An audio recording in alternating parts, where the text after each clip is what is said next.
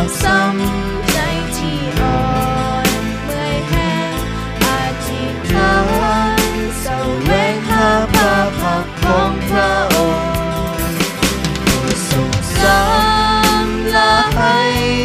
ใจบริสุทธิ์อภัย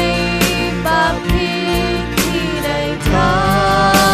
ำแล้วพระองค์จะทรงฟังคำ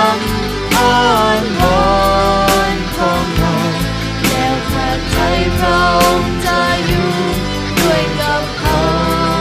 เสมอจะรักษาแผ่นดินของเขาให้พ้นเพื่อพระนามพระองค์ดำรงเป็นนิจแล้วพระองค์จะทรงฟังคำอ้อนวอนของเราแล้วข้าใจพระองค์จะอยู่ด้วยกับเขาเสมอจะรักษาแผ่นดินของเขาให้พ้น